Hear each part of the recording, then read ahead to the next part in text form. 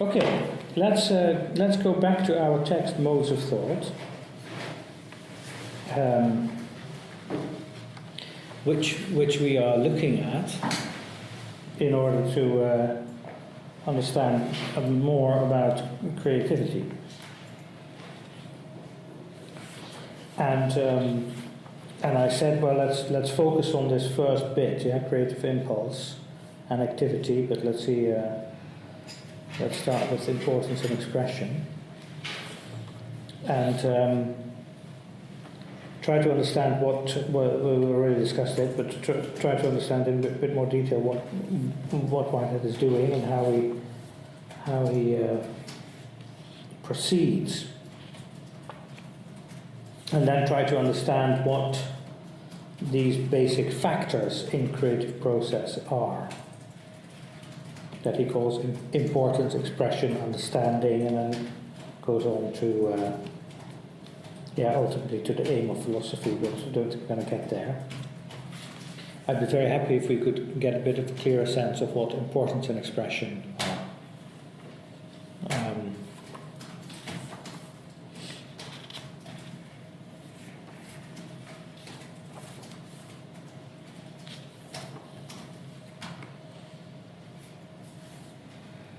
And I don't know if I want to start this now.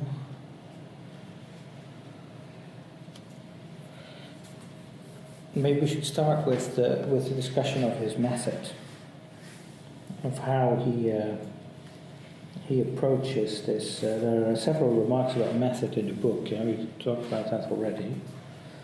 But he starts with this idea of that we examined last time, of coherence. So that there are some ultimate notions, and we cannot define those notions, but all our thought makes use of them or refers to them.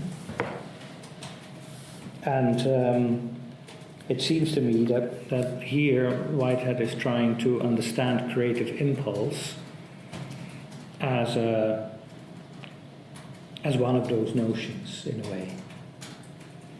And so with when we take this notion of, or this, and note that he always uses this word notion, which also has this element of noting, notare, or of highlighting in it.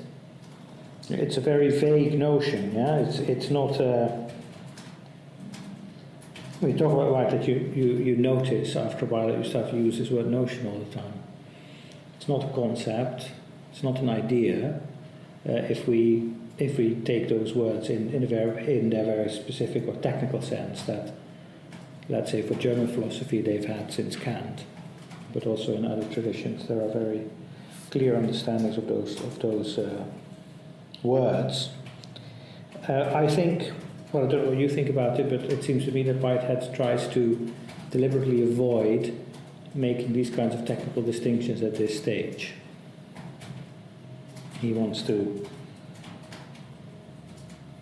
point our attention to something. And that's what this word notion embodies. Later on there is a reflective element in this whole chapter when he starts to talk about in this creative impulse section, when he starts to talk about language. There's a lot of remarks about language, how language is an instance of what he calls expression. And of course that applies to this chapter itself. He even talks about the distinction between speech and writing.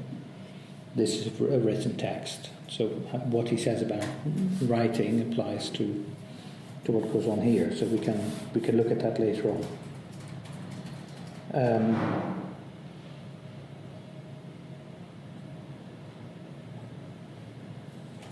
Deductive logic is not a suitable method for philosophy, he says. That's not in this chapter, it's a bit further down. We talked about, which page was it again?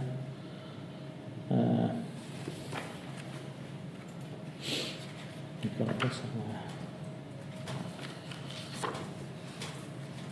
We dismiss the deductive logic as an instrument for metaphysics because he says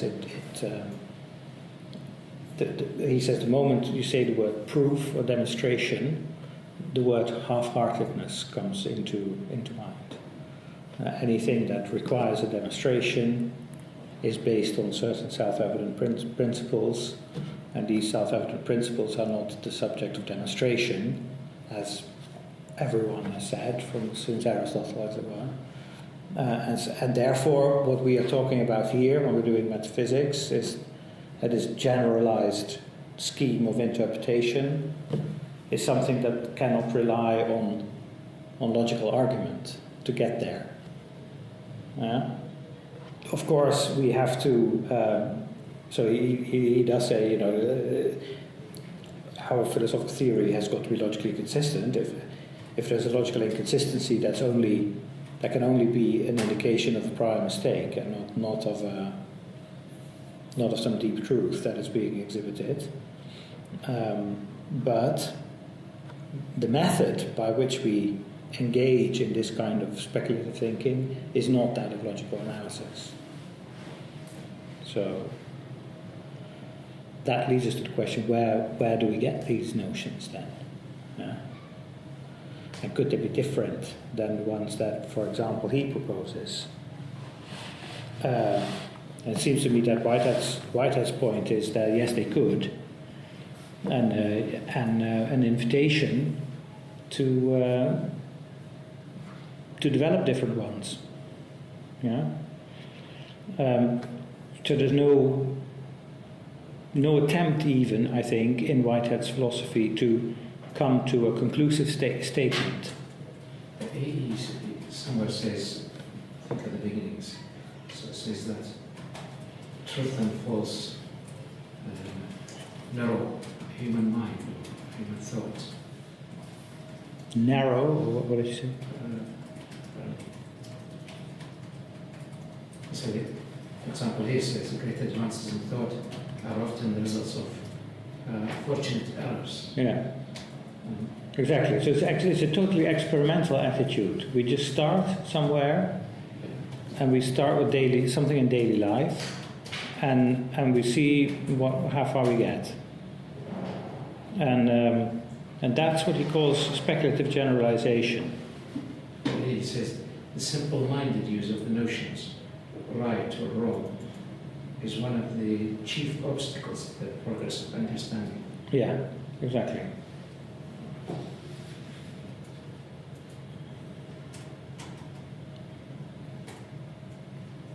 And I feel the desire to reflectively recuperate this method by showing how, in what we then end up saying about the nature of thought and of language and of expression, actually fits in, that this fits is an illustration of that.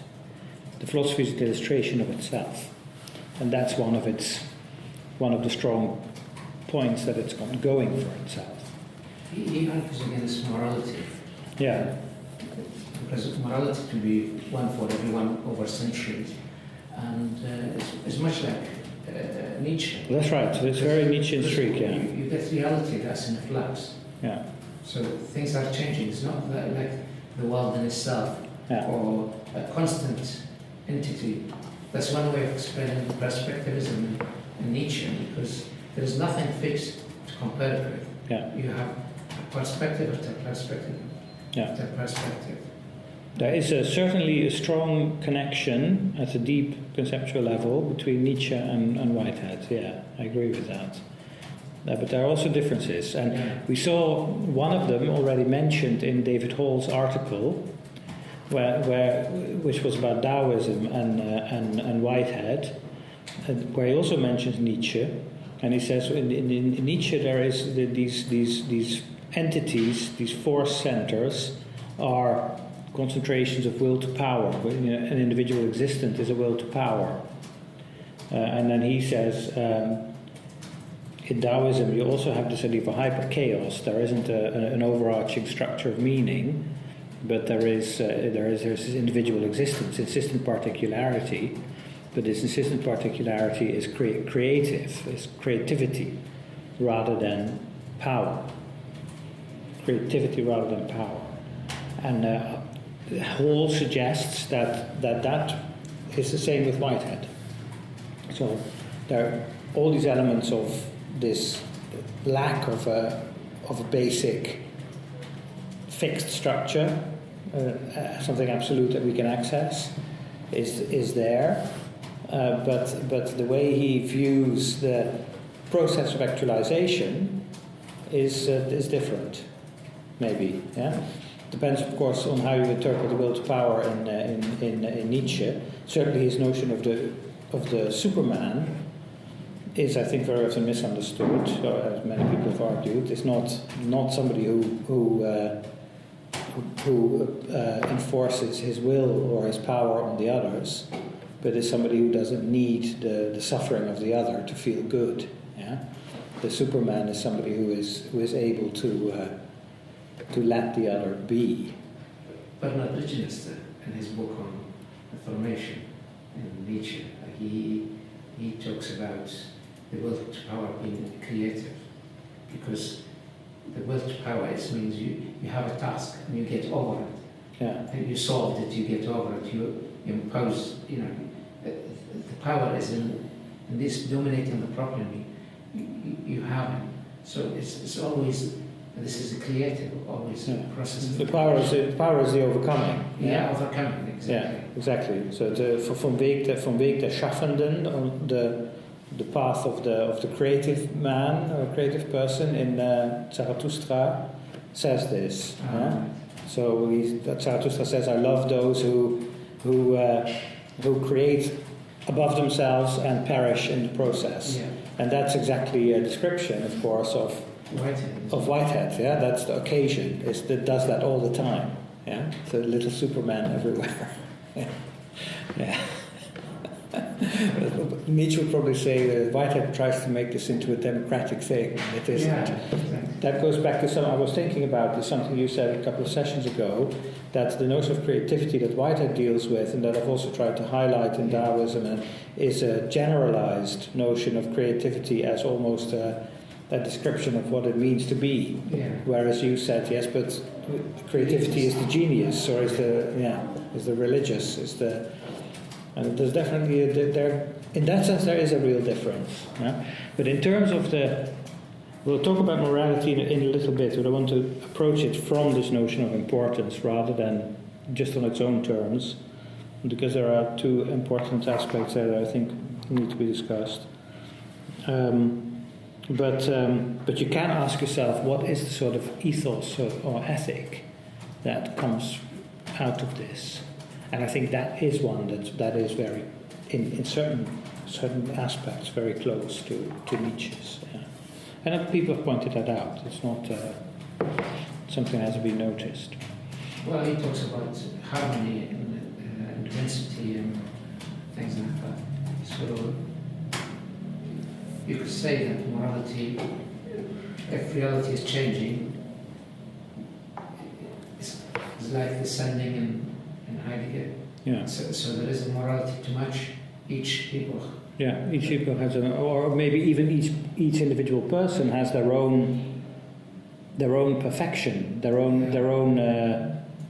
importance, and so I think this is what Hall highlights. It comes close to the Taoist notion of te, of this individual virtue, that which makes you or me into who we are. This sense of radical individuality, which lies in that notion, and seems to be that seems to be the kind of morality that he's talking about. So the question you can ask, I think, some people have written a lot about Whitehead's relation to Levinas and Merleau-Ponty.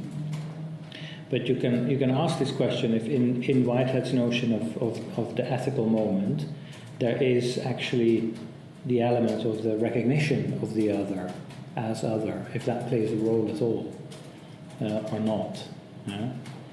So it seems to me that part of part of the key elements of our notion of morality is this idea of respect, Kantian idea of Achtung, that the other is another. For Levinas, that becomes a fundamental critique of the whole of Western metaphysics, that it from the start obliterates this view of the other as another, that I encounter rather than becoming being part of my world in a kind of relational metaphysics. And this notion of encounter is very different. And you can ask yourself the question whether that is present in this notion of morality here or not. I think it is, or I think at least it can be and should be, because we have to understand the act of self-realization of the occasion precisely as a recognition of the other. In a way, this prehension is the recognition of, is the realization of togetherness, as Whitehead calls it, and that is the recognition of the other as another. So togetherness is not a becoming one that destroys the multiplicity of the world, as it were, or that destroys the otherness of the other, you might say. No, it is much more than that. It's a recognition of the other, and through that, the occasion actualizes itself. So I think it is right at the heart of this whole thought, and that's I don't know how that relates to Nietzsche, but with Nietzsche you get something similar in the sense that the Superman, the Übermensch, is somebody who doesn't need the others, and that is a kind of freedom that's necessary for a recognition of the other as other. And there has to be a freedom. But the other in Whitehead here, or partially what I'm reading so far in the process and reality, is all the other apprehensions that he involved in the occasion. Yeah. And it's not necessarily conscious ones or human beings like us. No. So the other was outside me, that would become part of me. Yeah. Or part of the occasion. But it's not very clear that he's the other in a sense of conscious other, like society. I haven't gone that far in reading him. That's right. I agree. He doesn't really talk in this way. But I think I would want to say that the notion of prehension cannot be understood simply as an internal relation. So it cannot be understood as a kind of equalization of the prehending occasion and the prehended occasion. It is a relation of mutual, it's a reciprocal relation.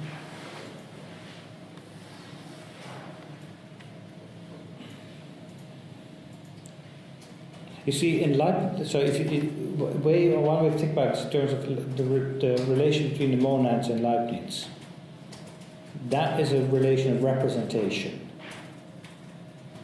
So and Heidegger has a different view of that, but the monad has no windows, yeah, and so, although there is a representation of every other thing in makes the monad into what it is, it doesn't. There is no acknowledgement. I don't know another way to put it. There is no. There seems to be no. It's almost it's a mechanical way of thinking about relationality. There is an impact or something that makes something in the monad, namely the representation of the other.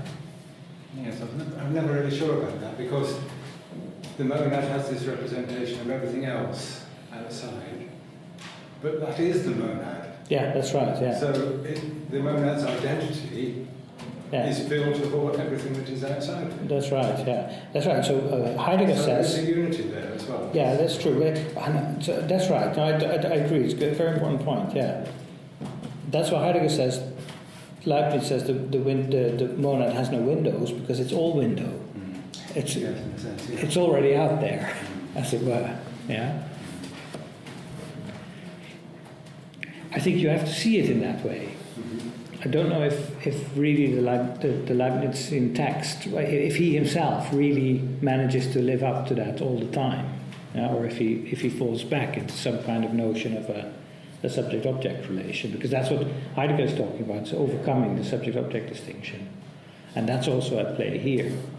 But I feel that, I don't know if you agree, but I feel that you get then to a point where you have to articulate something that becomes very difficult to articulate, namely a togetherness that is not an equalization, that's not a becoming one. Do you know what I mean? Yeah, well, this is what I thought this chapter on understanding was all about. Yeah, exactly. Yeah. He's talking about the finite and the infinite and... Yeah, and he's trying always for that point, I think. He's always trying for that point where the relation does not collapse the relata into one thing, but at the same time the relation is also not a mere representation of something that is other in me. So, and the word that he then uses for this is togetherness. He tries to solve this, but even that is very difficult. He tries to link this to temporality. So when he says, well, the one event has happened already, but where has it happened? So where is this it has happened is in the next one. So it is really there in the next one as having happened.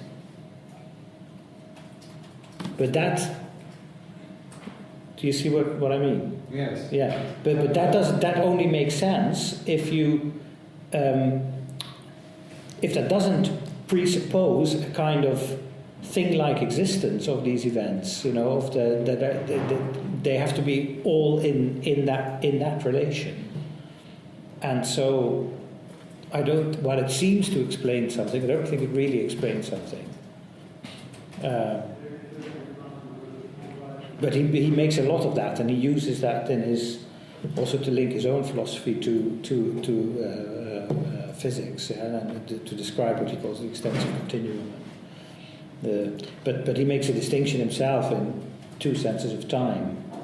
The temporal becoming of the occasion is a becoming, because it is a perpetual perishing. The moment it's finished, the moment it's complete, it's gone. But that process of self-actualization is, as we have seen, is epochal.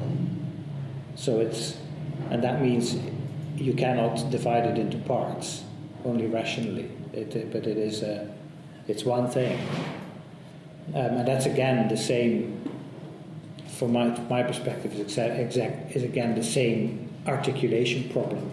How do you express this becoming? Which is indeed, just as it Leibniz is the whole world, as me. How do you describe that as one becoming that doesn't become a soup, or a mash? Yeah, I find that yeah. So. Yeah, Einstein said, "Time is what stops everything happening at once." Yeah, exactly. Yeah. That's right, yeah. And that's the same kind of, that's almost like a negative theology of time, yeah? So that's almost the same as Augustine, who says, when nobody asks me what time is, I know what it is, but when somebody asks me, I don't know. Yeah, it's a negative definition. Because things don't happen at once, yeah? But he narrows it down, I think, on the expression where he talks about the centers for these activities. So, for example, the vegetable stage is like democracy, the animal is a feudal system. The human being is a monarchy. Yeah. So you narrow it down. Yeah. So it won't be just a soup. It gets higher levels. That's right. So the process, they are not all happening on the same level. No, certainly there. I mean, there's evolution. There are huge developments and creations, and part of creative impulse is part of the notion. What the notion of creative impulse achieves is to have a handle on that. To say there is a drive in the world to create things of greater complexity. Yeah, that's true. Multiplicity or complexity, but unity as well. So Yeah, complexity is a combination of unity and multiplicity. Yeah. Greater complexity is associated with greater intensity and more opportunities for intensity.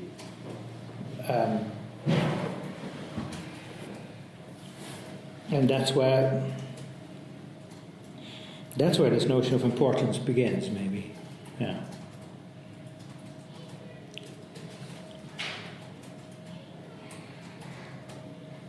What is this drive? This creative impulse. What is this drive a drive for? Yeah, he speaks quite liberally about purpose, and he says there is a purpose in process.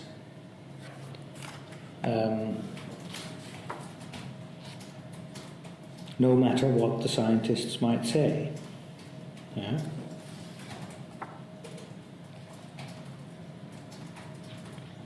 But the purpose internal to the process. The purpose would be, in his understanding, is internal to the process. Yeah. So it's not like from eternity is being created to reach that point. No. That's right. But all these elements in the process, they come together with what he sometimes calls subjective aim, whether it's conscious or unconscious. Yeah. I find it difficult actually to understand how that aim comes about. Yeah. I can understand it in terms of the subjective aim for agent. Yes.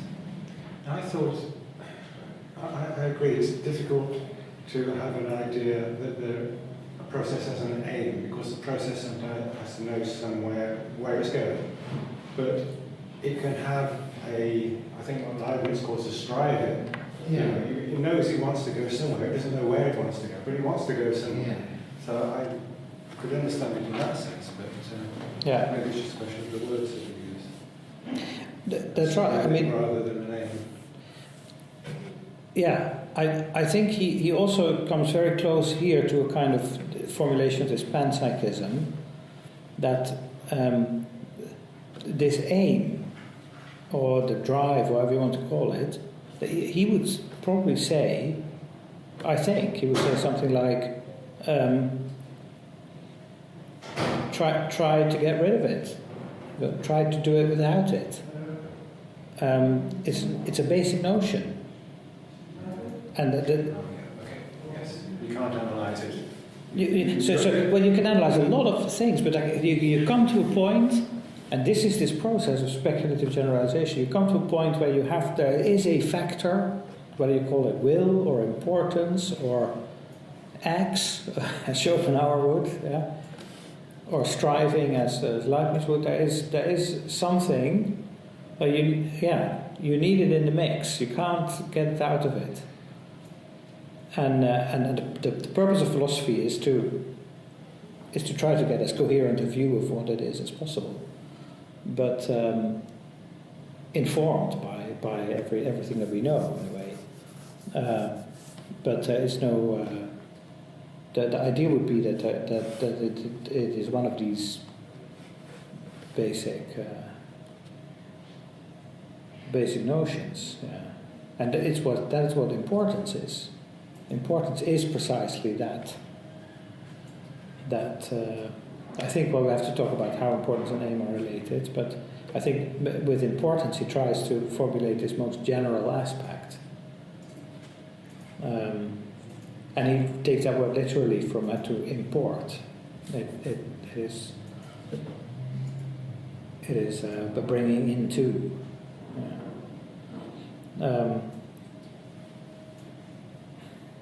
Does that not work? What do you think of that? I'm not sure. I have to think about it a bit more. You know, once you see once you see that, I don't think any philosophy I know of doesn't have these two roots in some sense. There is will and there is reason. You know, that's what the Germans would call it, or from Kant onwards would call it. But try to find a philosophy that doesn't, in some sense, have these two things. And the relation between them is not clear. And that's what we always get into also when we try to think about panpsychistic solutions to the problem of consciousness, and you just end up repeating a basic dualism, this way of looking at things, this way of looking at things. But isn't that the case that, I mean, if you have a philosophy based on monism, then you can't explain any kind of differentiation out of that? Of course, there's nothing to react if there's something else. But so you have to have a dualism if you want to create a multiplicity of things. But if you have a dualism, then the two things have to be separated. They can't be the same thing, otherwise you're back with monism and nothing can change again. Yeah, and still they need to be somehow also together, because otherwise to react in some way. Yeah. You get the different things. Yeah. And so how can they react? So you always end up with this paradox, really. Yeah, exactly. That's right. So that's the one and the many. So you can also say that reason and it's matter and mind. Matter is also the sphere of multiplicity. Mind is the sphere of unity. Will is the sphere of the many, because there are many different wills. And Schopenhauer already says the will necessarily has to particularize itself. Will is nothing else than individualization. In Schelling, there is this idea of out of the infinite comes this positive force, which is like sending. But it at a certain point it will come back.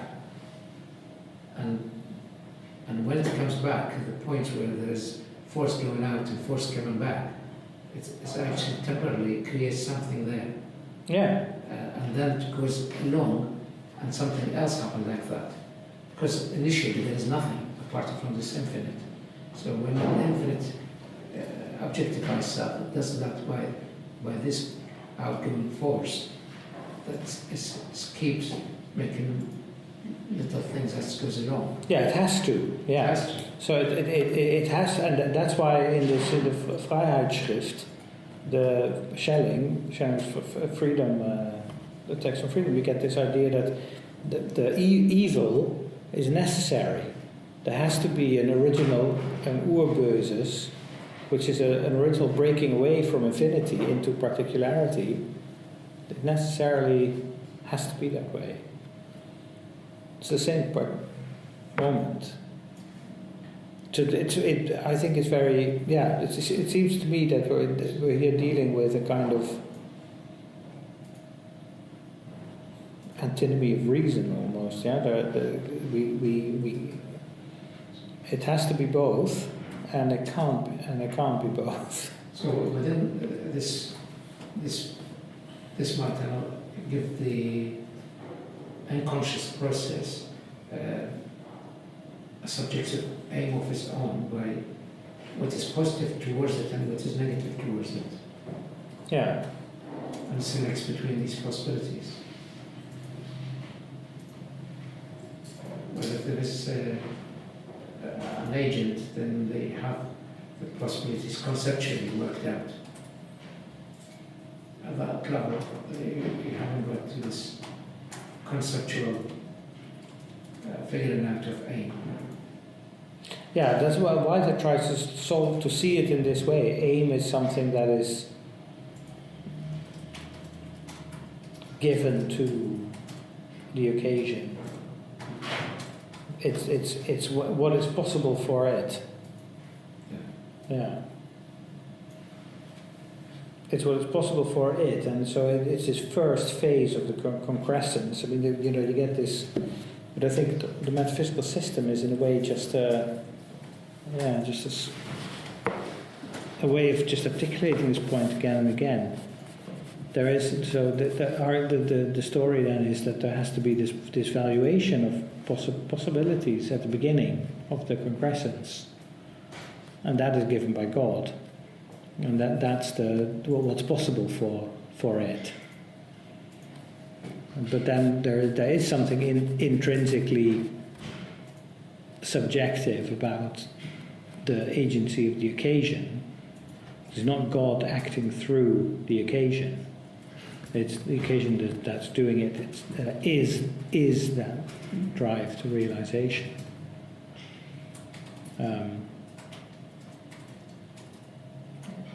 Yeah. You think the drive of realization is that is what the occasion is. Yeah, it's nothing else than that. Okay, could you define it? It's the drive to realization. Is that right? Yeah. Because Okay. he thinks that it's the past you bring with you, even sense experience. Yeah. So say for us to have sense experience, then I bring my past with me. Yeah. And then I have the new experience. But next to the ones in the past. So there is a linkage which, when you were talking about personal identity, maybe there are some thoughts there of bringing in the occasion there is the past present in that moment and projected to the future. Yeah, you get the same idea there, and personal identity is one of the things where you get a very different theory here than you get in some other accounts. My past self is a matter of, can be a matter of utter indifference to me, and is not, but it is only as part of me now that it is there in any way. So it's like a. So it depends on which level you are on. I say, like vegetables or animals or human beings or God. It depends on the history of it as well. Yeah, but not in an objectified way. No, because its history is nothing else than the series of prehensions that constitute. So that he calls this a nexus. Yeah, but this nexus is nothing, doesn't exist anywhere else than in an occasion.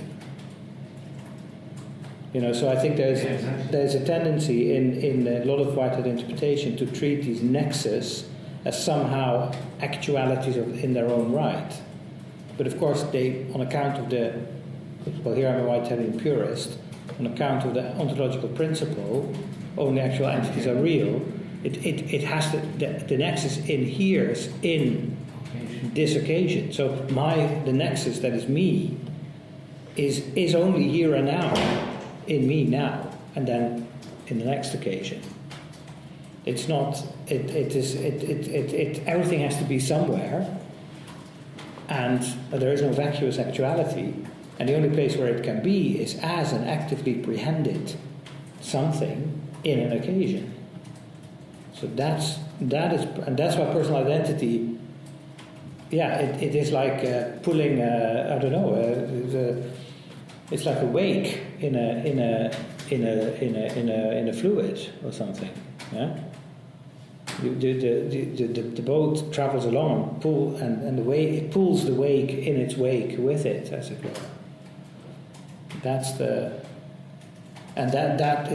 creative. There are possibilities for creation, and they are at different levels. There are different orientations and different. He says in this text, when you get to the human occasion, you introduce this radical element of novelty, Yeah. So which is not there maybe in some other on some other levels of actualization. And the only sense in which a nexus is real is in the constitution of time and space as we experience it. The continuity in time of an object, or the continuity of space itself, that this room stays the way it is for now, for us. That is based on a... So I think that is what he... I mean, I don't understand this very well, but that's what he calls the extensive continuum, and it creates a kind of, literally a space for the realization of other occasions. But that also has to be thought of not as some kind of container or whatever, but as a constant creation, as a constant act. And so as long, if you want to put it in tragic, dramatic terms, you could say as long as God can persuade those occasions to keep this spatial thing going, keep it in the air, then we can exist. But when if they decide at some point otherwise, then it could be gone. So we must not what I'm trying to say is we must not understand the extensive continuum on the basis of the persistent object in a given space. Rather, it's the other way around. Yeah. That's not to say that space isn't real. No, it is real. But it has a kind of limited reality. Yeah. Limited by the objects that are there, by the occasions. Yeah. Limited by the occasions that make up the spatial, the extensive continuum. They make it up. Because that's more like Leibniz. That's a bit like an antithetical pair, because you can't have the one without the other. You can't have the individuals without this sense of continuum, and vice versa. Yeah, that's right. I don't know if the. I mean, I've never really been able to fully understand how the extensive continuum works, but how the theory of the extensive continuum works is too difficult for me. But what I wanted to try to highlight is that spatial extension is also a creation of occasions. I can see why he pushed that as position. Yeah. Because otherwise he'd have a basic entity, exactly. Space. Yeah, which that's eternal. Yeah. Which is not the case. No. That's the same problem with Kant and Newton. Yeah. Because Newton thought there is a space independent of us. Yeah. But Kant didn't believe that. That is the form of perception. Yeah. Yeah, and for Whitehead it's not a form of all perception, but it is a form of realization of occasions in this cosmic epoch. But he says it could change, and there might be over a long period of time we might move to the world without space, or as he says, a universe in which our whole physical world will be barely distinguishable from, will be a ripple of non-entity. It will be just and there's no reason to think that there's no even no need to try and postulate that it has to be different than that. Nothing is given with it. So we would think that the laws of nature are just a description of the past and have no significance for the future necessarily. Yeah, so that's an interesting question. He would probably Whitehead would take this very literally and say they have a lot of interest, in a sense of importance, for the future. So there is a lot riding in terms of possibilities for intensity or for experience or for enjoyment. There's by now a lot riding on the fact that the laws of nature will continue the way they have. And it sounds like fairy tale then if you start to take that too literally, which you say, so there's a lure, it's a strong lure for the universe to have constant laws of nature. But there's no reason why they couldn't change. As far as there could be some intrinsic logical reasons. I don't know if that makes sense. Especially this time with Einstein and so on.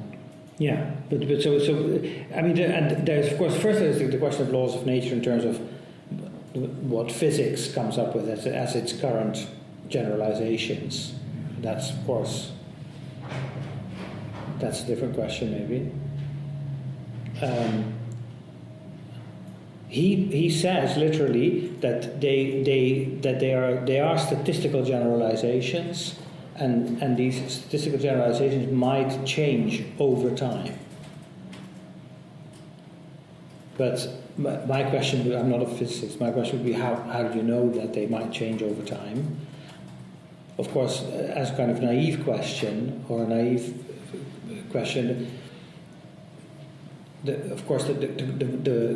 to me, the word natural law, the concept natural law, is a paradox, is a kind of oxymoron. Laws are things that we install, so the word natural law is a poetic license on the part of a scientist. Yeah.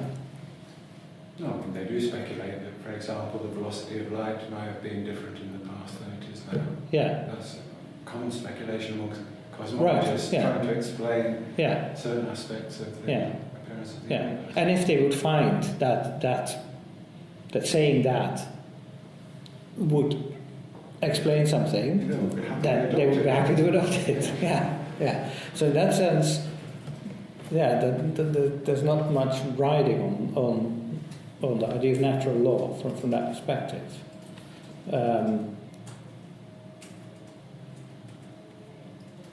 I don't know if... But doesn't he see the laws of nature as being a kind of abstraction? And so it's really a model of reality. It isn't reality itself. That's right, yeah, certainly. That's why it's just a statistical generalization. It's a model of reality. So it's not the case that reality acts in accordance with laws that are given to it. That's an anthropomorphism. Yeah. Things happen with regularity. Regularity is itself a force for good, mostly, except when it becomes stifling.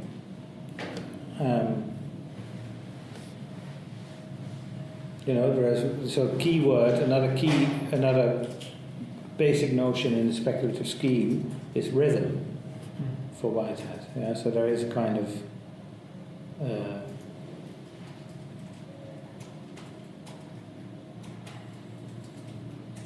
and he also says the point is not just to think just newness or just novelty, pure creativity, because that would be chaos. And the point is also not to reduce our perception of the world to a rigid order, because that's death. But the point is to think in terms of order entering upon novelty. And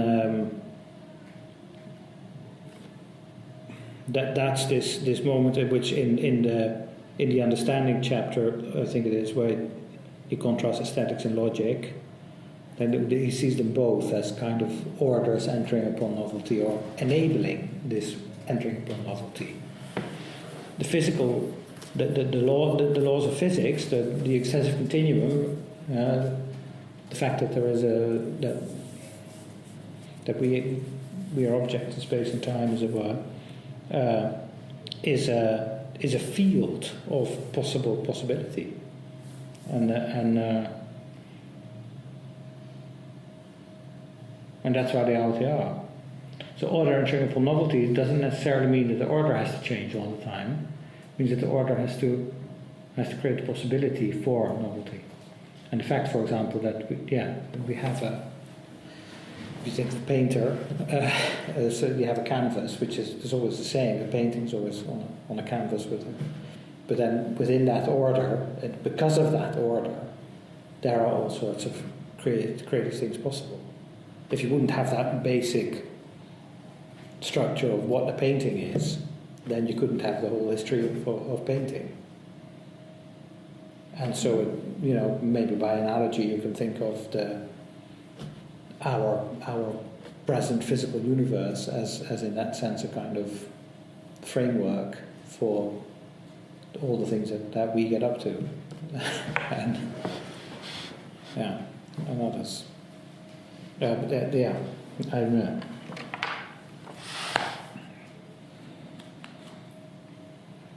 That becomes very speculative, doesn't it?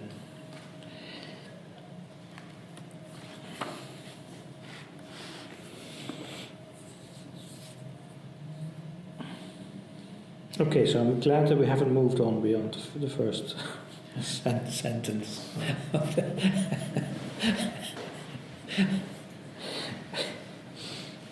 So what is importance? Yeah, let's ask this question now. What is then importance?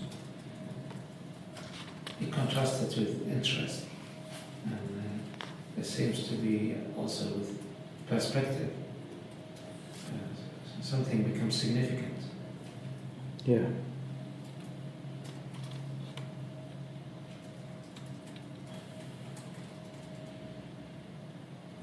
Something becomes significant. It's between generality and particularity. So if you reduce it too much to particularity, you could end up with a matter of fact. And even the scientists who concentrate on matter of fact, these matter of facts must have represented some interest for them, or significance or importance. Yeah. So I'm saying you can start from the metaphysical importance to the matter of fact of science. There's a continuity or space between the two. Yeah. That's right, yeah, that's right. So for him, philosophy should not lose the sight of the particulars, but it should also concentrate on the generality. Yeah. That's right.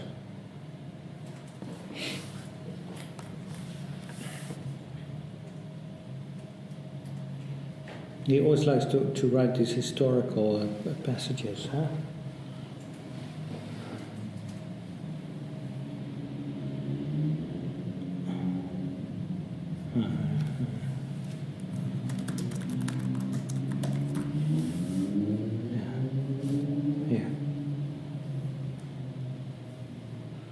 The general notions which underlie, that's page 8 in my in the Oxford and Cambridge, the original one, but it must be right at the beginning.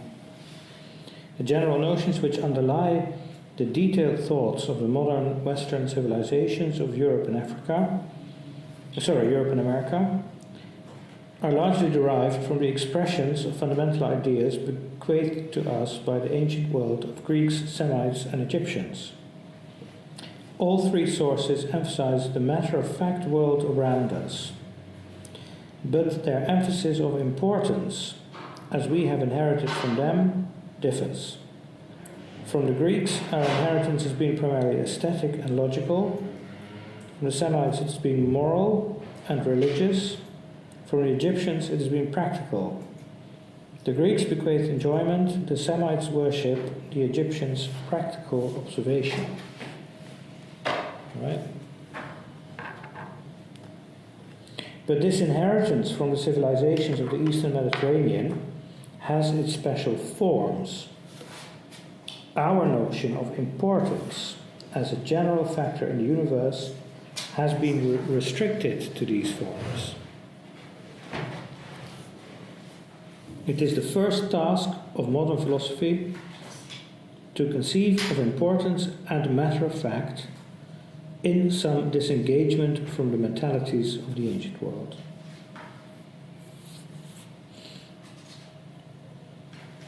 But so you see how he this is a good illustration of this method of speculative generalization. He says, look, there are, and he translates this later into logic, ethics, and instrumental technology. He says, look, there are these, we all know this, yeah? There is enjoyment, or there is the beautiful, there is the holy, and there is the sphere of practical activity, what I would just call the technical. And he's trying to suggest more than argue, because he doesn't only say that logical demonstration has no place in philosophy, he also says the role of argument is very limited. Sort of anti-Kant, really. Yeah, exactly. Yeah, that's right. Yeah. The role of argument is very limited.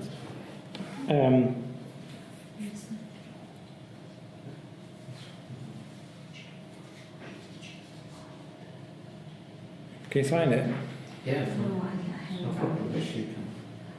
Oh, okay. Which one? No, I just want to say.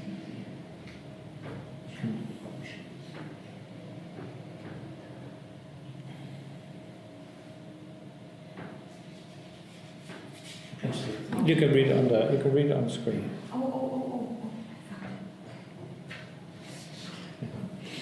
So,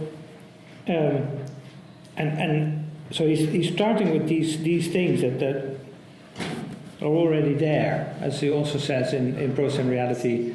We start philosophy always. We don't start from scratch. We start with interpretations that are already there.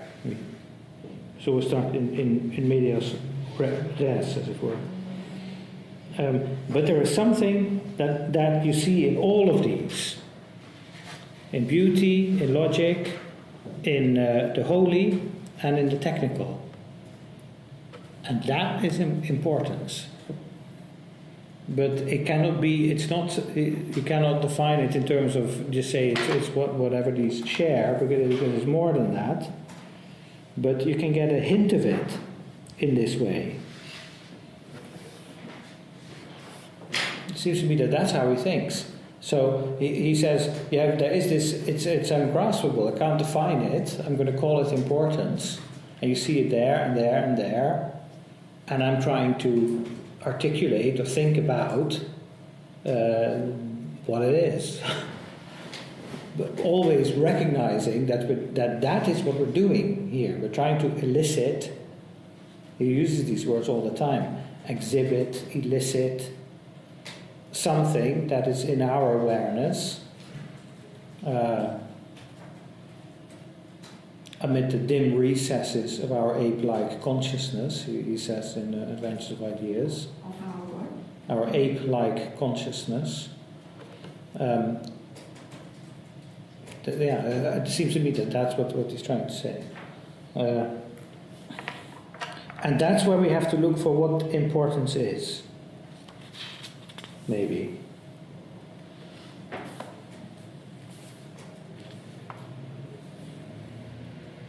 In logic, I mentioned that before, but I want to highlight it here again.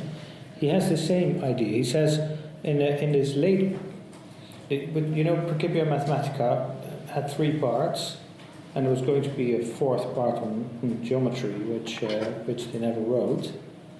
But later on, so some people say that this part, what is it, 5 or whatever, in Prose and Reality that describes the extensive continuum, that is takes that place, as it were. I don't think that's exactly right.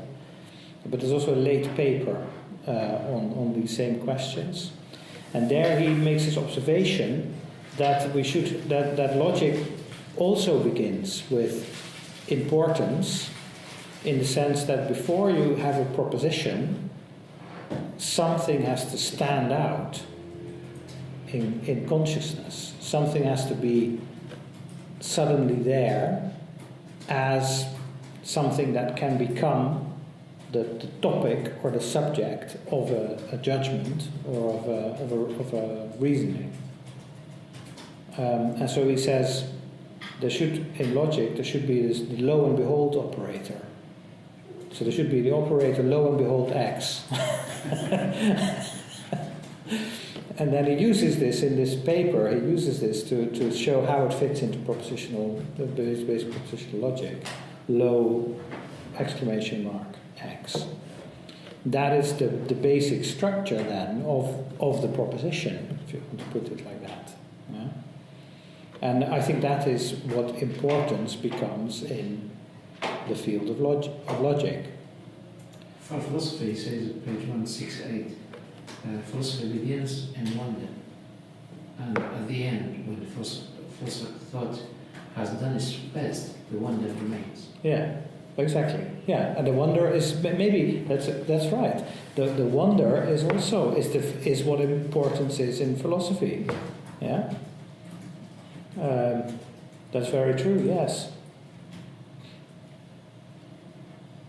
Yeah, philosophy in a way is skirting around this wonder, and not trying to get rid of it, but trying to show better and better what it is and where it lies. That's why he sort of hints at preferring Plato to Aristotle. Yeah. By saying Aristotle abstracted from things. I don't want to change his words. With Plato, he takes these four people and he called it assemblage. Yeah. Assemblage with Plato and William James. Yeah. But with Plato, it's the opposite of that. With Aristotle. Aristotle's the opposite. Aristotle's systematization. Yeah. And systemization. Yeah. Plato is assemblage, and James is assemblage, and assemblage is his gathering and hinting at self-evidence. Yeah. That's right. Also, at the end, he has this idea of there is the critical school in philosophy, which tries to perfect the dictionary, and therefore falls into the fallacy of the perfect dictionary. And there is the speculative school, which tries to extend the dictionary. And the critical school will always point to the dangers of the speculative extension, but without it, nothing can happen. Yeah? But he also says you need the critical school. Yeah? You need the scholar. The philosopher needs to be a scholar, but a scholar is not a philosopher. Yeah. I find a good contrast between continental, especially nowadays the French, and the analytical school. Yeah, maybe that's true. Yeah, so certainly, but you might say the French maybe have lost a little bit too much of the perfect dictionary. I mean that's a personal judgment, but certainly the case that analytical philosophy that goes back to this whole the relation between Whitehead and Russell, which in this 1905 book by Russell, Logical Atomism, which to a certain extent could be said to be founding text of analytical philosophy, is based on I wrote about that in my thesis a long time ago. Is based on a correspondence between Whitehead and Russell, in which Whitehead gave Russell this idea for logical atomism, but said don't publish it because it's only half of the story. There is this other half, and that's the speculative bit. And so to a certain extent, from Whitehead's point of my interpretation of Whitehead, from his point of view, analytic philosophy is a narrowing of one aspect of what he's talking about here.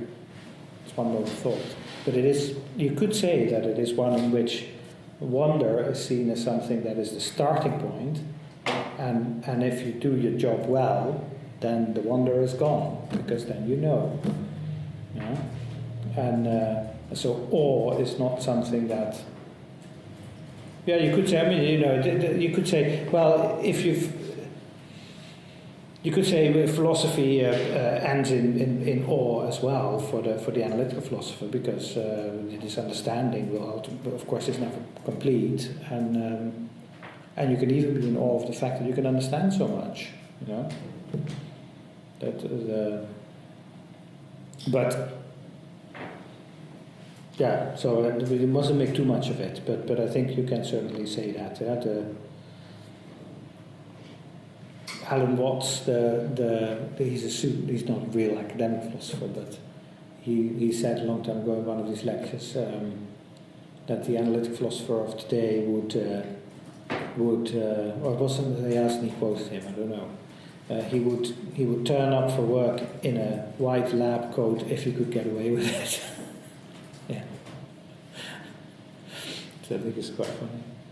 So, yeah. But we need both, but I think the point of our discussion now is to say, well, at least in terms of what Whitehead is trying to do here, it seems that he is talking about a very particular kind of reflective activity, where you look for something that is there, but it's not really... Yes, he makes this remark that you can't think about thinking in the abstract. You can only think about something concrete. Yeah. But really, you're trying to understand what you're doing. Yeah.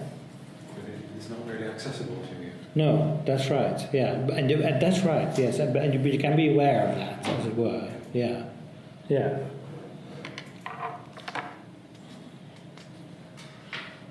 So that's why he says also here later on.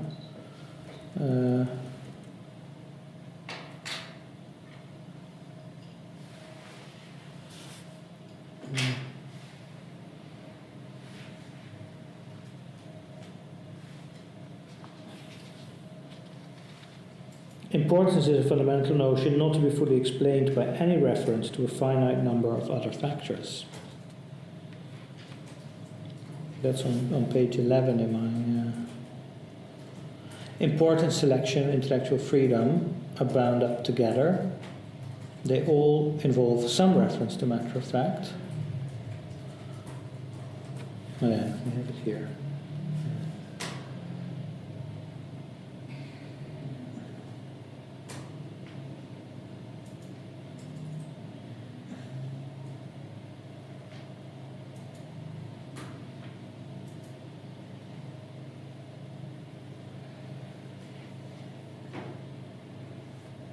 This is such a weird... I can't find it, but you all have the text, don't you? Which one's it? Yeah, it's page 11. So section 4. I just wanted to point out that he says, at the end of the paragraph, it begins with the notion of importance is equally dominant in civilized thought. Yeah, that's here. It's page 8 in my edition. Which paragraph? Notion of importance.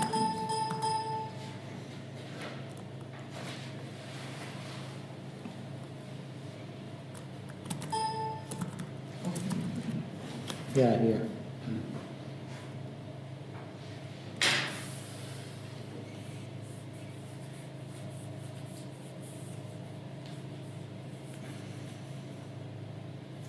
Oh, these are the page numbers, you see. That's 11, 12, those are my page numbers. Must be different editions because this one is different in this edition. Yeah. Thus, for the sake of reminding ourselves of this aspect of importance, with interest in cinema, importance is a fundamental notion not to be fully explained by any reference to a finite number of other factors. And still, it means something. You know, later on he also talks about language and thought, and he says it cannot be the case that thought just is language, because then every thought would be another sentence, and you couldn't translate. There's got to be there is a difference between semantics and syntax, so, you know. that comes back here. Yeah. So the fact that importance cannot be fully explained by reference to a finite number of factors doesn't make the word importance meaning. There is a remainder which is not meaningless, but at the same time it cannot be expressed in other words than by saying importance.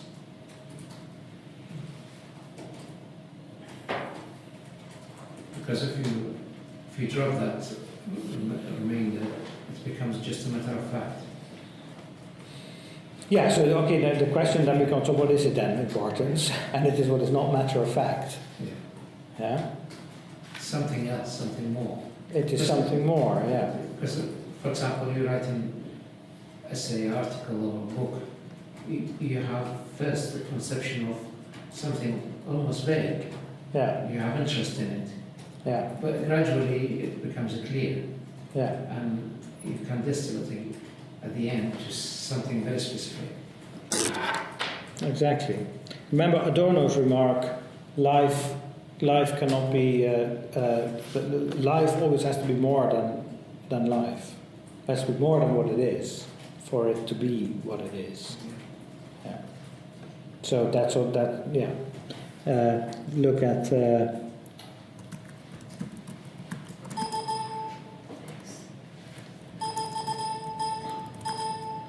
where does he say, life is, no, it's not here, it's somewhere else in the text, but he says somewhere, you cannot define life, because life is precisely the principle of novelty. It's the same point, huh? But now we have two notions, life and importance. Are they the same? No.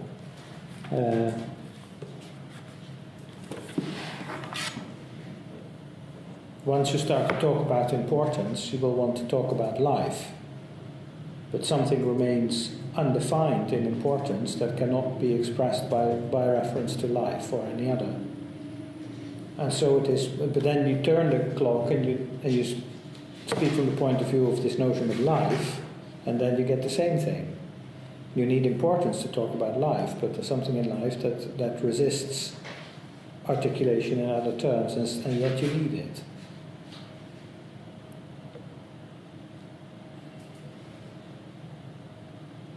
He also says importance in, so we have the holy, we have the technological, and we have the aesthetic enjoyment, or maybe you could say the aesthetics and the logical. But then he also says, in one, well, this is related to this, in one aspect it leads to the ideal.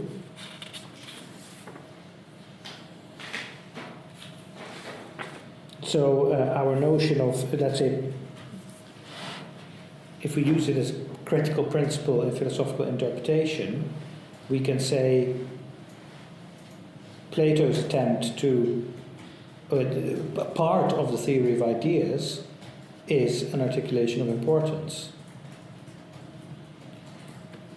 Or in Kant, part of the theory of the regulative ideas is the articulation of importance.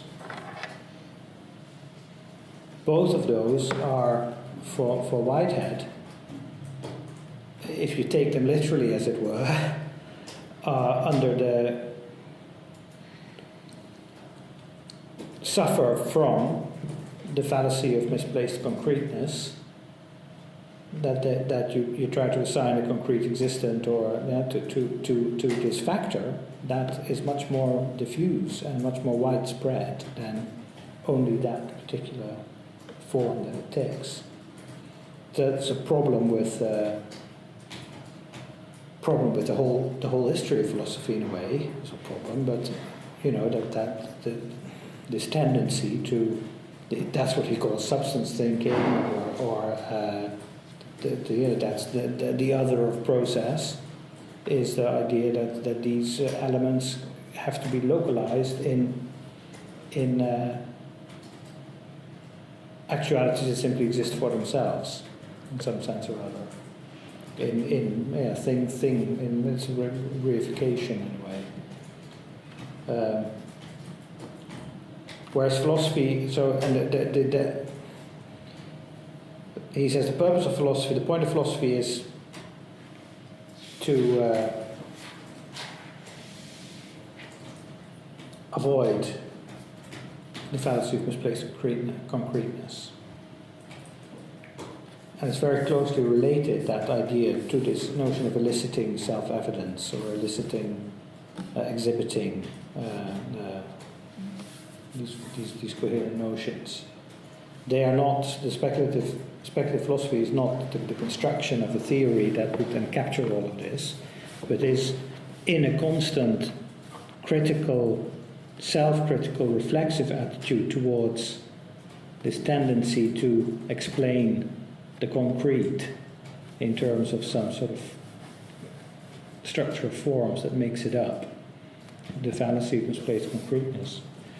To keep moving away from that in order to get this speculative awareness or orientation towards our own thinking or our own knowledge and awareness. We can actually access this level of philosophical coherence, although we can't fully grasp it, and that is a kind of antidote against dogmatism, against reification, against misplaced concreteness. So we cannot understand this concept of speculative philosophy if we don't see this critical aspect in it. It's an example of the well-known jokey definition of philosophy. Philosophy is the struggle against bad philosophy. Yeah, that's there is a strong negative streak, and maybe not negative, but he would say so dogmatism or any kind of hint of finality is the merest hint of finality of statement is an exhibition of folly. Yeah. And that follows from the undefinability of the notions in the basic notions in the coherent scheme. That indicates also that these basic notions are not just arbitrary creations. We can start that way, but we'll soon discover that there are things to be said and things to be seen.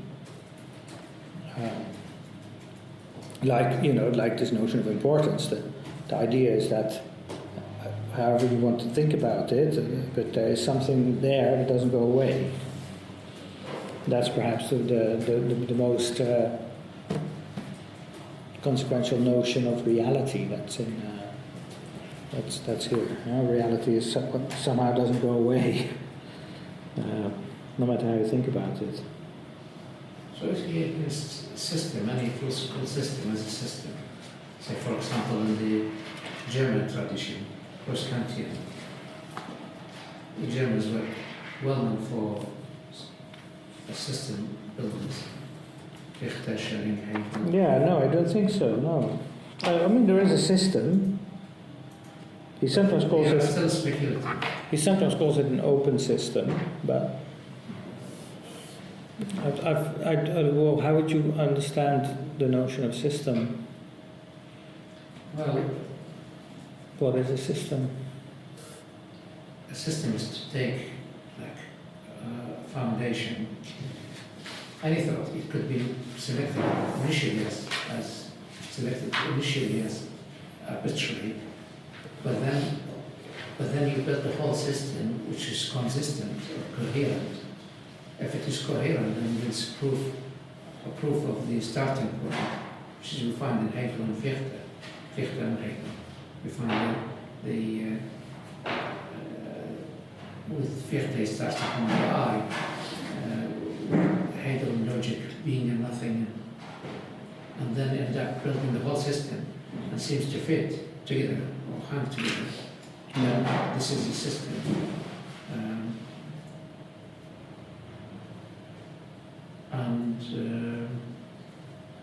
well, every part of the system will be derived from these, or it doesn't contradict these principles, which you select as at the beginning. Yeah. And that's actually, as far as my limited understanding of German, that's how the word science, Wissenschaft, Yeah. came about. Yeah. As a system. It started from foundation and complete the whole structure, and the whole structure coheres together. In fact, it's not foundational, I'm saying the Descartes sense, because it's coherent, which gives us systematicies. Yeah. I find that difficult. I don't really. Do you have any ideas about that? I mean, what I've picked up so far from his idea of creativity is that you wouldn't expect to have a system. The idea is to try to be creative, to try to change things and develop as you go along. Yeah. So I don't think he has the idea that there is a fixed system. He would always. No, he would say that. But I'm saying, if he puts systematicity against speculative thought, I'm saying these people did have both speculative thought. Yeah, sure, that's right. So what? Yeah, I mean, in what sense did they have speculative thought? Yeah. What They is end up with a system. So speculative can mean different things, and could you think of it in the sense of like the Copernican revolution? You know, people thought the Earth was the centre of the universe, and it seemed intuitively obvious to everybody because you saw the sun going across the sky. That was an intuition, and then it was shown that that intuition was wrong, or at least there was a different intuition, a different concept which led to, let's say, more accurate predictions. Yeah.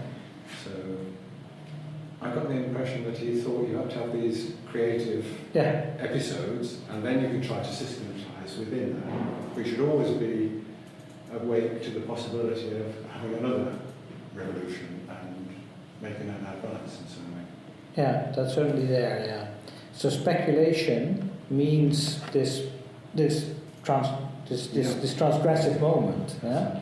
Whereas in the tradition, speculation, and as far as I understand the word, derives from the root from speculum, which is a mirror.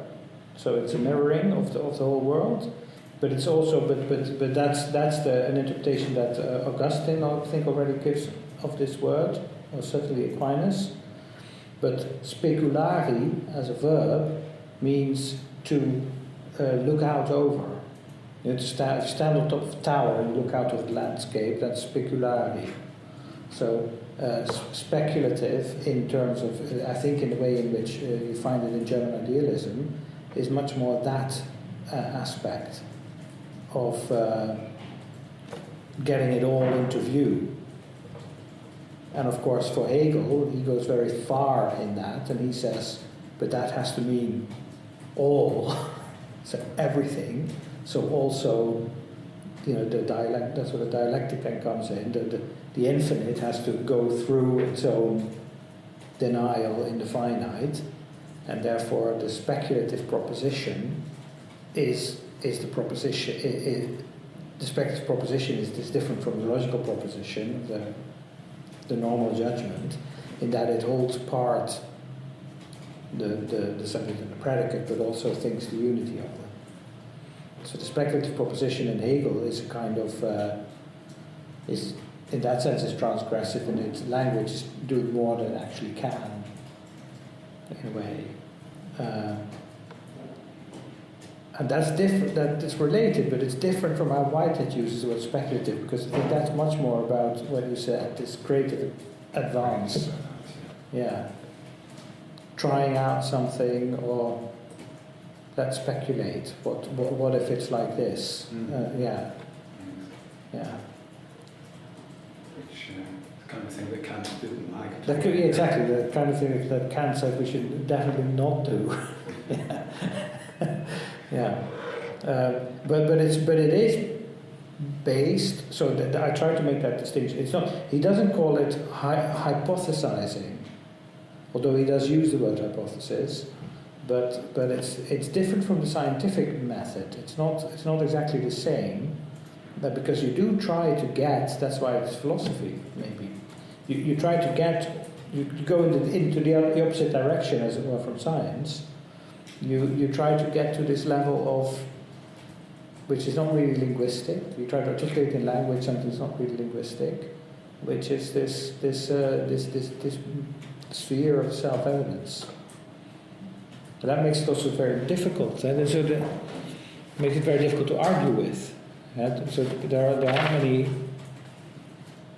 many arguments in it to begin with, and it's all based on a kind of this very descriptive. It becomes a very descriptive kind of. But doesn't all philosophy ultimately depend on intuitions of some kind? You have to appeal to some intuition of what the notion of truth is. Yeah, I think so. Yeah, absolutely. Yeah, and I think definitely. I think that's very. I would agree with that completely. And there is sometimes in philosophy that we have the tendency to get ourselves in a pickle by thinking that we have to prove our intuitions, or we have to. But that's I think what he's suggesting. That's not the movement of philosophy. Is not to do that. To say to get to a point where I don't need my intuitions anymore because I've demonstrated which ones are the right ones. Then it's not like that. These intuitions are always there, and in a way we just try to articulate them. Schlegel and the Romantics, they have this idea of philosophizing in the middle. They were against system and against first principles. They were against Fichte complete, because he adopted both principle and system. Yeah. They thought you philosophize somewhere like a ladder, and you jump on one step and start philosophizing. Yeah. I think it's called, I forgot the word in German. It's philosophizing in the middle. Yeah, I don't know it, but yeah. Well, there's something. So he says you begin always in the middle. So you begin always with. We already live a life, and Hegel says the same thing. We already live in mediations, or he says interpretations, and then we start to think. Yeah, and the goal is a kind of it's coherence. It's doing justice to these intuitions, and at the same time achieving a logically coherent view. So there is an element of logic, but it's more like in the working out of it than in the basics. Because the logic could become very rigid. For the most part, it is rigid. Yeah. Thing. And wouldn't serve his purpose. It wouldn't serve his purpose, no. And I think it's very interesting that he was one of the great logical minds of the 20th century, of course, of the 19th century. It's very interesting, I think, that he had such a, in a way, I think, such a well-rounded understanding of what logic is and wasn't idolizing it into something it's not. Perhaps you have to be really have a very thorough understanding of logic to understand what its limitations are. Yeah, exactly. Because a lot of people who just go and study it and then do a course on it, they think they have a different conception of it altogether. Yeah, they don't see the creative aspect of it, or the intuitive aspect, maybe. Yeah, I think that's certainly true for mathematics. That he's not exactly an intuitionist. I don't think he engaged with that, but there he also seems he has this very almost playful attitude. You can do anything you want with mathematics. Any algebraic structure that you can think of is fine. Yeah, and this his first book, Universal essay on universal algebra, there are these hints of this idea that algebra could encompass everything, but that doesn't mean that we have reduced everything to algebraic relations. He says the goal of mathematics is to make intelligent thought superfluous. Yeah. So that's true, right? A computer that doesn't have to, not contrary to our contemporary usage of the word intelligence, a computer is not intelligent. Yeah. Not yet, anyway. Not yet, yeah, exactly, yeah. So that helps us to understand a little bit what importance is.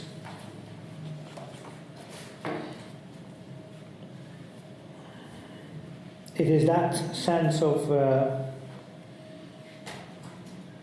going beyond, and a sense of purpose, and we find it back in all these areas: ethics, religious sentiment, mysticism of religion, he says, but also in morality and in logic.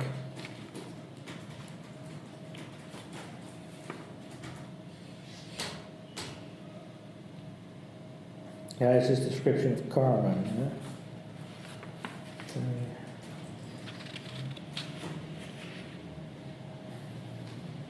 And it's in terms of morality, it is that which is, it's not the code aspect of morality. The codes are limited. They are like the logical rules. But the importance is something else. That aim, the aim at that union of harmony, intensity and vividness, which involves the perfection of importance for that occasion. The codifications carry us beyond our own direct immediate insights. They involve the usual judgments valid for the actual occasions in that epoch. They are useful and indeed essential for civilization, but we only weaken their influence by exaggerating their status. They are, in a way, the extensive continuum of moral action, or moral experience. Sorry? Hi. Hello. Is this for the practical, political and ethical seminar? No, this is process philosophy. We're done at 6 o'clock. Okay. Does it start at 6 or? No, excuse me. I'll find it. Okay.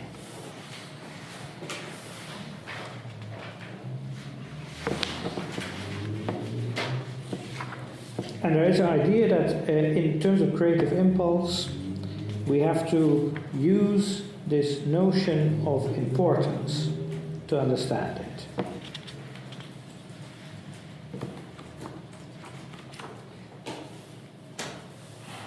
Importance is one last remark about it, seems to me to be, he's trying to say there is in creative impulse, there is importance, but it's more than just what we call purpose. It's more than goal. It is also this suffusion of spreading out through it. It refers, what he says at the beginning of lecture 2 on expression. Importance is primarily monistic in its reference to the universe. Something is to be diffused throughout the environment which will make a difference, but there is a distinction between the two notions of expression and importance. Importance is primarily monistic in its reference to the universe. Importance, limited to a finite individual occasion, ceases to be important. In some sense or other, importance is derived from the immanence of infinitude in the finite. So importance points to this aspect in which every occasion is beyond itself. Yeah? And that's why the notion of purpose, insofar as it relates to importance, is purpose insofar as it has to do with a kind of overall purpose, or the point, the meaning of being as such. That's why we brought it back to the sense of wonder in philosophy. The fact that there is a world at all, or to the mystical religion. Mystical religious experience, as he says. So we're not talking about self-aggrandization or the importance of an individual thing, but it has to do. It seems that it has to do with the fact how the occasion relates to the unity of the universe as a whole.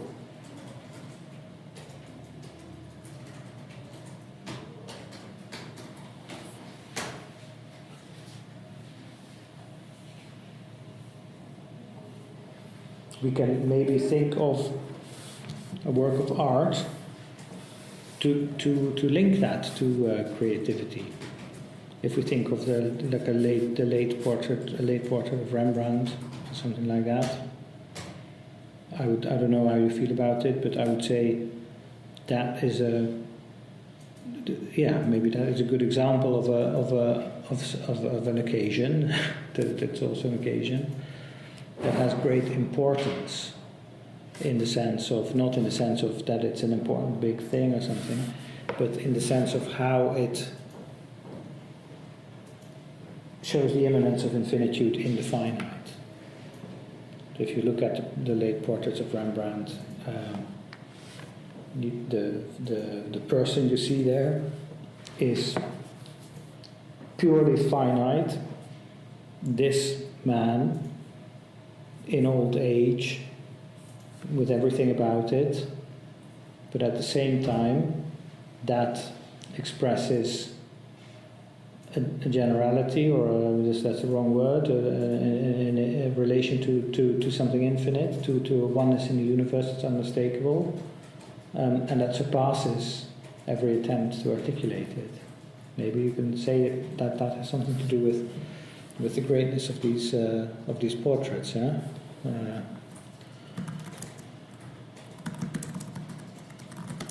The one that is here in what is it in this one, Kenwood House.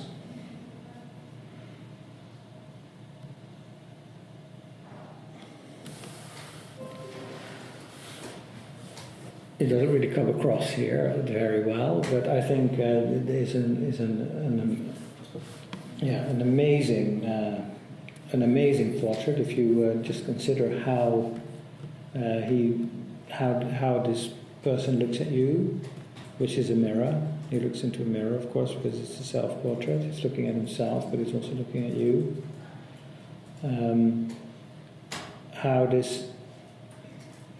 I feel you have to be that age or reach that stage to be able to articulate what it is. I can't say it, but there is something tremendously alive about it. There is something that captures the whole past in the moment in which he is living, as we said about personal identity. It's all there in it, and there is an enormous individuality, but there is also a complete universality in it. I read somewhere that these circles at the back, well, you can of course give them any interpretation, but one of the master tests for a painter was to be able to paint a perfect circle. Yeah? And so this, according to that reading, this says, well, I can still do it.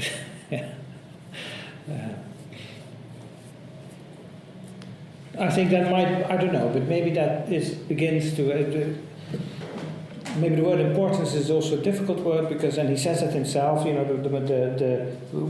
we use it, we always think about its most banal manifestation.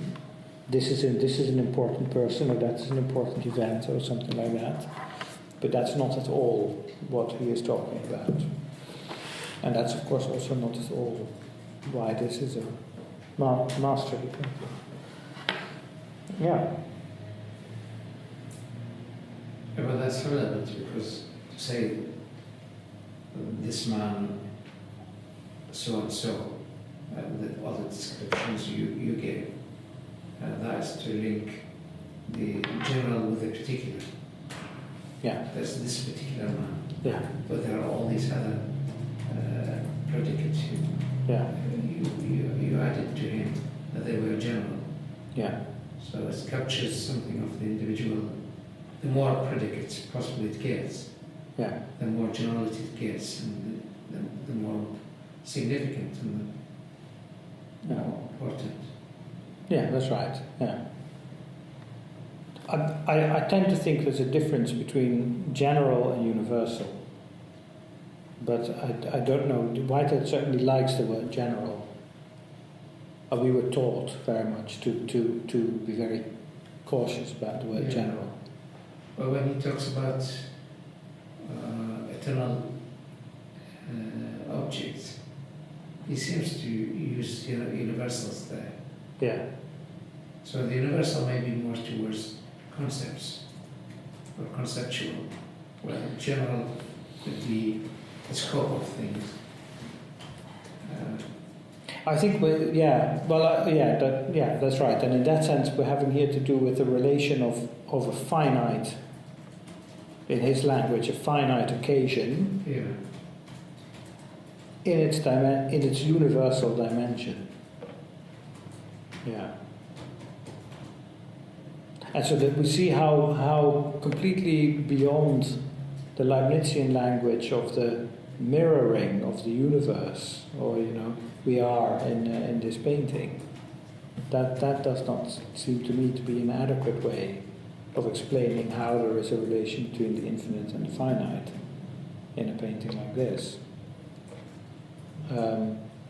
This is not the ambassador of the universe that tells us from his perspective what everything looks like.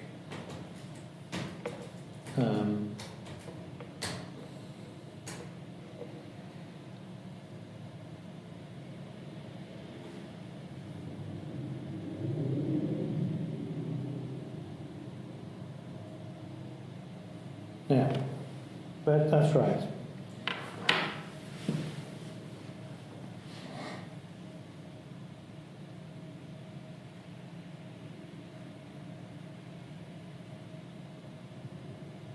I think when he uses the word general, he means practically what we would call universal. Yeah. Whether I saw the distinction here, but universal means applies to everything. Yeah.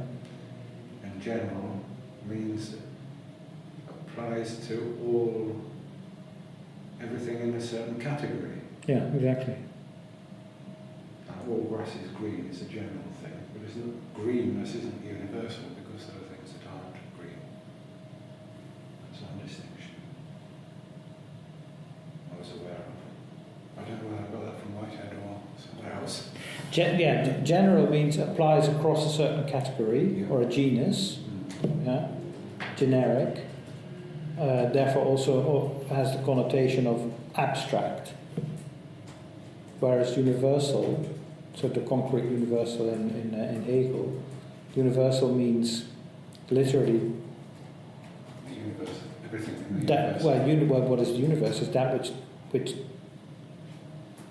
ad unum vechtere, which turns to one. So the universal is that which is realized in many different places, but it's always the same thing.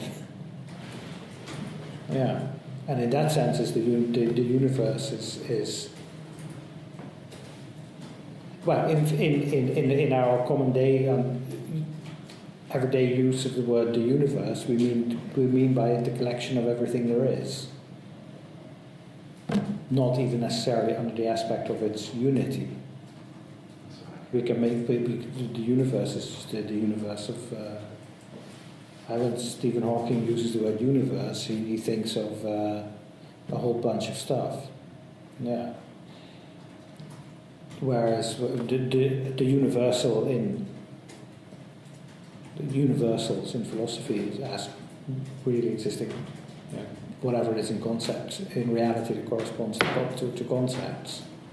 is already more than that, because that is a unity, a real unity, that nevertheless exists in different places.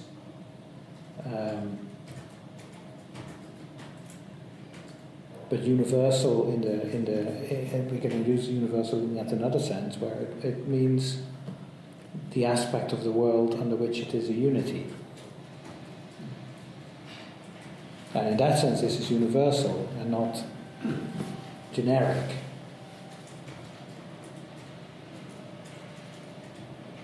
Perhaps.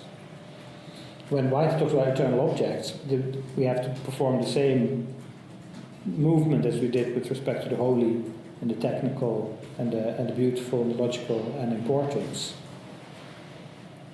We go it the wrong way around if we try to say, when he says eternal object, he means universals. And let's now look at the whole philosophical history of the debate on what universals are to make sense of what Whitehead means by eternal object. But we should do it the other way around. He uses this term eternal object in the same way as importance, as this kind of almost placeholder indication of something that doesn't go away, but that we cannot really fully grasp. And he tries to put that in the place of the theory of universals and its debate and the debates around them.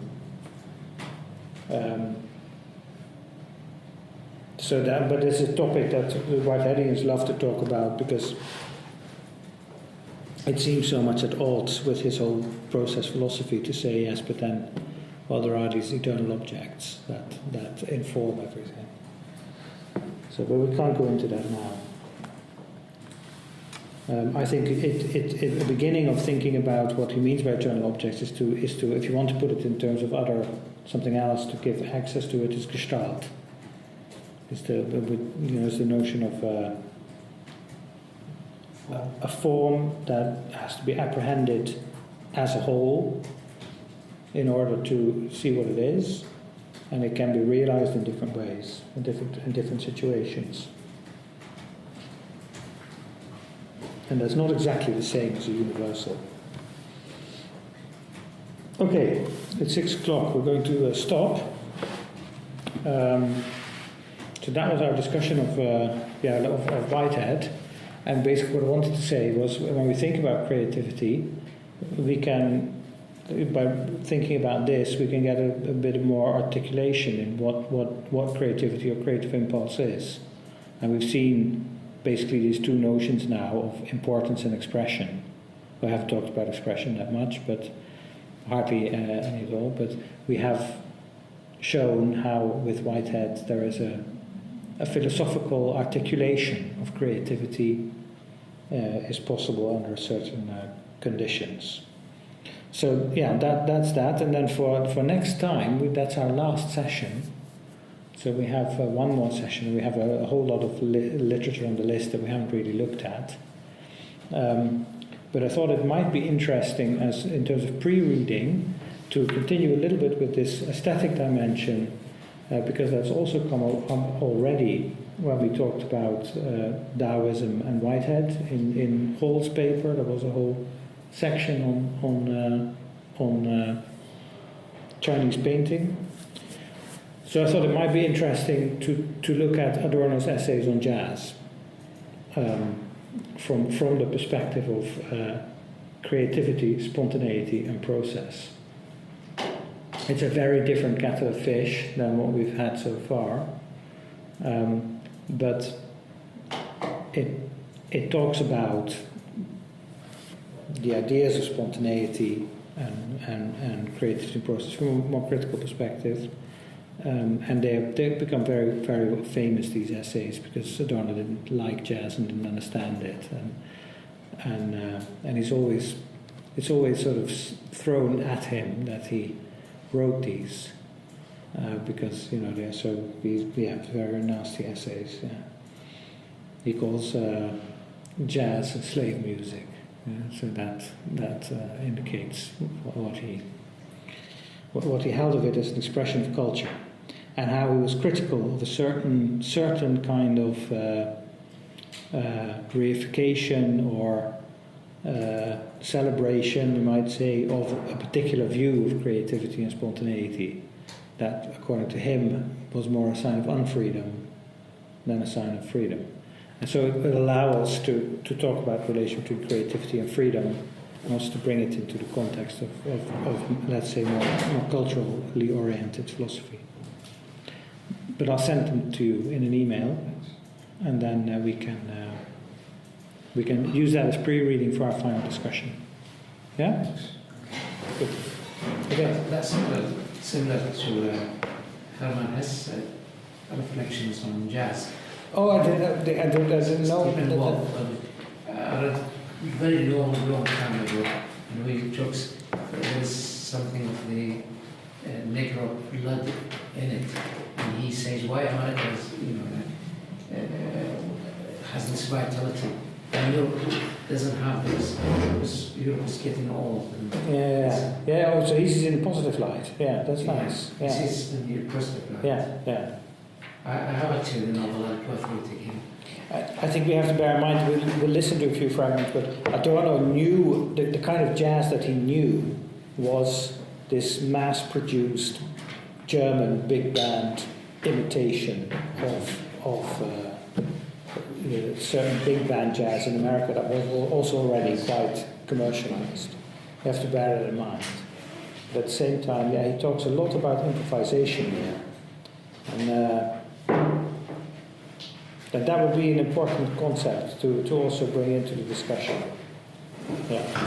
I think with Whitehead, I find him so interesting always, but I think there is a he tries to hide it. Maybe that's his own intellectual upbringing, or the mathematician, or the logicist in him. But there's a huge amount of improvisation in there, and it's almost that's always trying to come through. You have to counterbalance the strict logic. Yeah. And some escape from it. Exactly. Yeah. There was this very funny anecdote about Whitehead, this very foddy-doddy Cambridge humour. He was a very popular lecturer when he was lecturing mathematics, and there used to be at the end of his lectures, at the end of the semester, there was always at the term, people used to applaud. I don't know if they still do that, but on the continent they tend to still do that. But here maybe not. But then at that time in Cambridge, it was also customary for people to applaud and to stamp their feet if they liked what the lecturer did.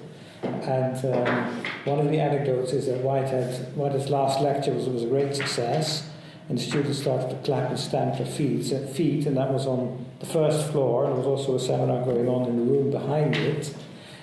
And the lecturer remarked that it seemed that it seemed to the students in the room that he was sitting with, he said, it seems that Dr. Whitehead's conclusions are not may not be supported by the premises.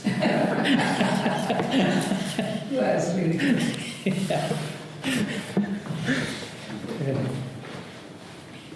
So the premises might not support Dr. Whitehead's conclusion. Yeah. Okay.